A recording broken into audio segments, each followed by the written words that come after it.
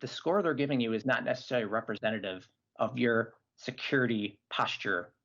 There's a lot of things these companies can't see, and that needs to be accounted for. And that side of the story needs to be told, that it's just one piece of the security arsenal, so to speak.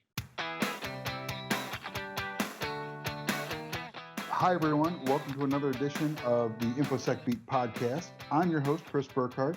We're broadcasting from the Nick Price Memorial Underground Subterranean Faraday Cage in a top secret location at home in the COVID-19 environment that we all are living in right now.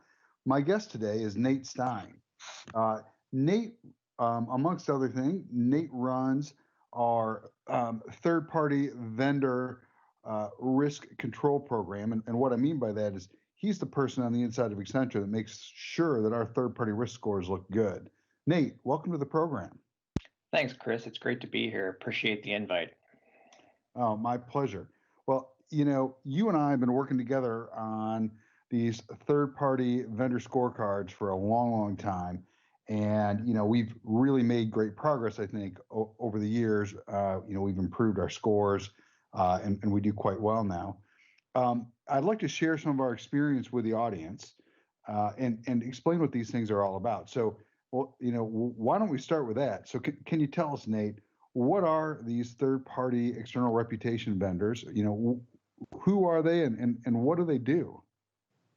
Sure, Chris. So I would say maybe like 5 to 10 years ago, we started seeing these various companies come onto the scene, claiming to provide a security assessment service of some sorts to Accenture and other companies like Accenture out there.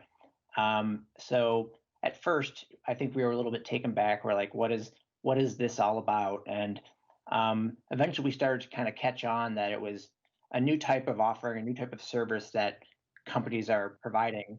And really what it comes down to is these companies are similar to how maybe you get measured for creditworthiness as an individual, but for an enterprise. So these companies assign a score to your company or an overall grade, and it really represents your security posture from their visibility. So from the outside looking in.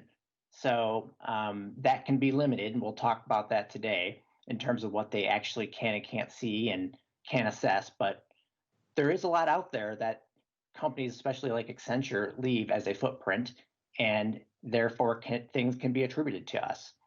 So these guys look at, it sounds like without our permission, they just look at our digital footprint and they score us, and then they share that score with other people? They sure do. Yeah, if you like it or not, right? So they take these scores, and other companies now ask them for the score of Accenture, for example, and how we're doing, and they use that in conversations with us in turn, whether it be audits or whatnot. And they basically have to explain, the position and why we score how we do. I see.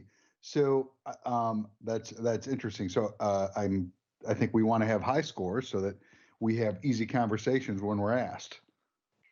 Yeah, absolutely. So that's kind of been the journey over the last 5 years, is how we can dive in and improve our scores and really industrialize processes around that to make sure we maintain them. Yeah. So why don't you tell our audience about that? What are your focus areas, right? And what do some of these what are the particulars that some of these third-party reputation vendors look at, and how do you go about addressing them?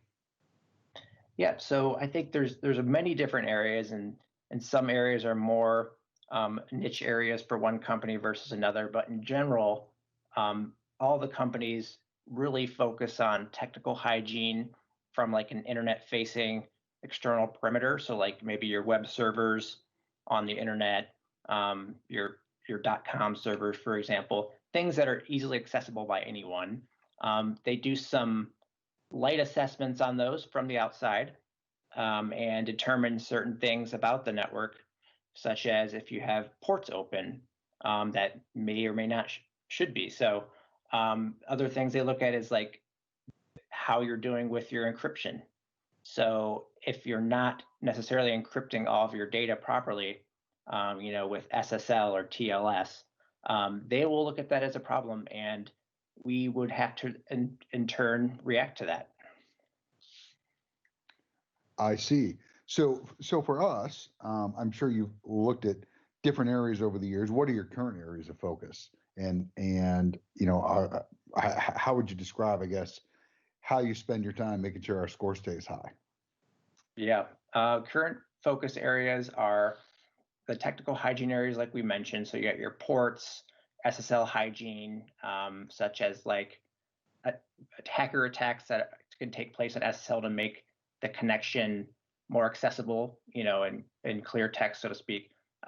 Headers. So every application out there can be configured to have certain security parameters around them. So like it protects you when you're browsing to that site, protects it against certain things like not using SSL, for example, like a downgrade attack, so to speak.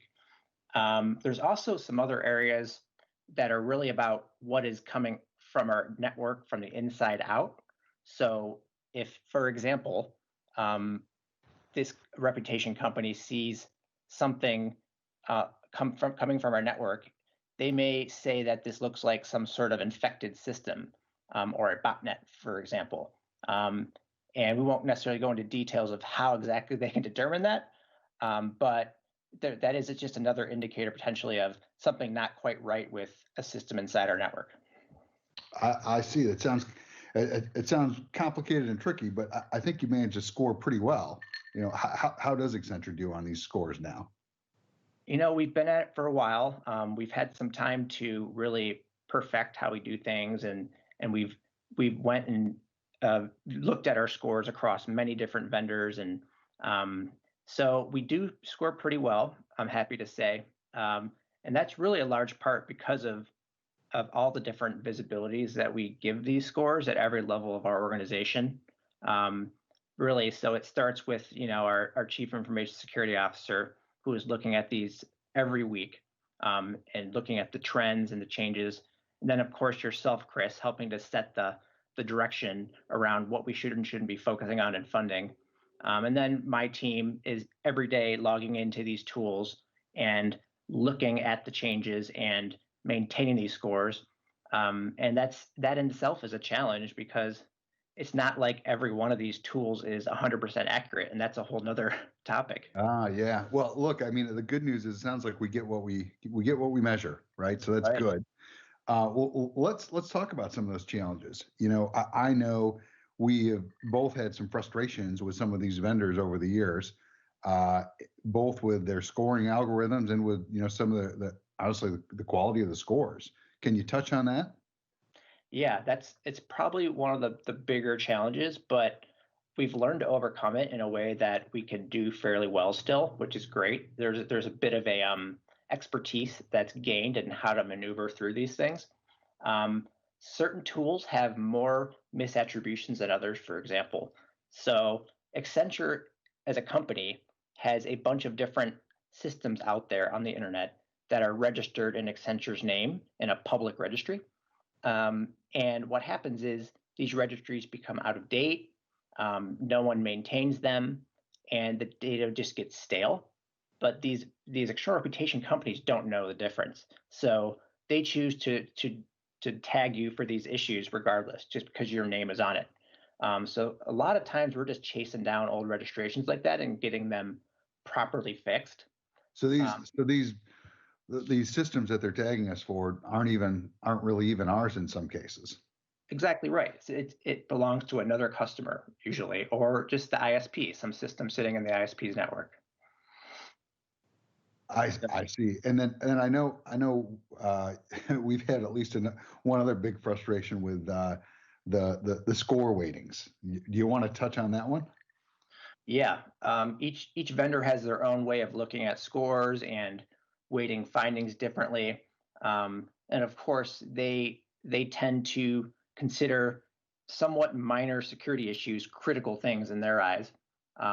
So we might not necessarily agree, but it is the case sometimes where a basic information disclosure item becomes, the highest priority item for them. So what I mean by that more specifically is if we don't take action on a lot of these items, our score will get heavily impacted. And even one item, for example, can drop our score in multiple letter grades. So it's not necessarily as much about security risk sometimes as it is about the weighting of the scores. Gotcha. Yeah. They've made the rules to the game, so we have to play it to some extent, I guess. Yep. Well, look, we're coming up on time. So, what message would you leave with our audience when they think about how to use and how to interact with these external vendors? Yeah, that's a good question. So I think in general, it's always good to take the data and look at it with a serious focus, because it's easy to maybe disregard what you're being told, because a lot of times what you're being told it'll take you back because you might have not known about it. But there are things about these tools that are accurate and you probably didn't know about. For example, certain networks out there that do exist, that due to their proprietary way of finding things, they found out about it and you didn't. So it can be really valuable, like these rogue offices, for example. So getting those things cleaned up is without a doubt a top priority. But at the same time, you really have to know that the score they're giving you is not necessarily representative of your security posture. There's a lot of things these companies can't see, and that needs to be accounted for. And that side of the story needs to be told, that it's just one piece of the security arsenal, so to speak. And then lastly, I would say is these companies aren't going away. It's this wave is really kind of picking up steam, and leadership at companies care about it, and clients and customers care about these scores. So it is in your best interest to maintain your score at whatever it takes. All right. Well, hey, Nate, I think that's great advice. And I want to thank you for being with me on the program today. Until the next one, I wish everyone out there good luck. Thanks for listening. Until the next time, goodbye.